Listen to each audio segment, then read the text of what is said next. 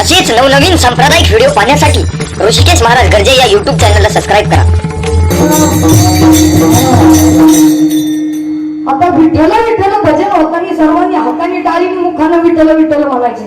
नाहीतर होतं काही जणांचा काही गैरसमज असतो की विठ्ठल विठ्ठल हे भजन महाराजांना आठवत नाही म्हणून असतं. पण तसं नाही. विठ्ठल विठ्ठल भजनामागे दोन कारण आहेत.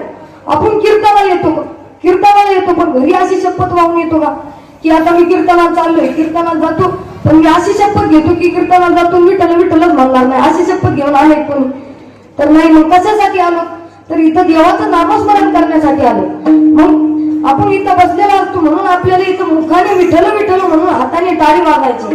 आणि दुसरं सायंटिफिक कारण असं आहे की आता पावसाळ्याच्या दिवसात माऊलींचं प्रस्थान निघत असतं. प्रस्थान पालखी निघल्यानंतर पालखीचा एक मुक्काम पुण्यामध्ये असतो.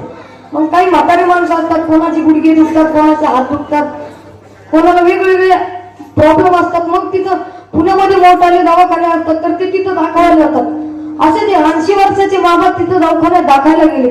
त्यावेळी डॉक्टरांनी त्यांचं हृदय चेक केलं तर डॉक्टरांच्या असं लक्षात आलं की त्यांचं हृदय एका 25 वर्षाच्या तरुणासारखं धडधड करीत होतं. त्यांना आश्चर्य वाटलं, असं कसं काय होऊ शकतं, 80 वर्षाचे बाबा यांचं हृदय 25 वर्षाच्या माणसासारखं धडधड करतं. तर मग त्यांनी त्यांच्या हृदयावर संशोधन केलं. हे सिद्ध झालं की विठ्ठल विठ्ठल म्हणलेला जो ठोय त्याचा ठोका आपल्या हृदयात बसतो आणि आपल्या हृदयाचे श्वास वाहिन्या वेगाने व्हायला सुरुवात होतात. आणि टाळी वाजण्यामागे असं कारण आहे का आपल्या हातावर छोटे ॲक्युपंक्चर पॉइंट असतात.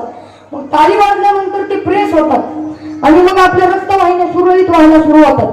म्हणून एकदा सर्वांनी टाळी वाजून विठ्ठल विठ्ठल भजन करायचं.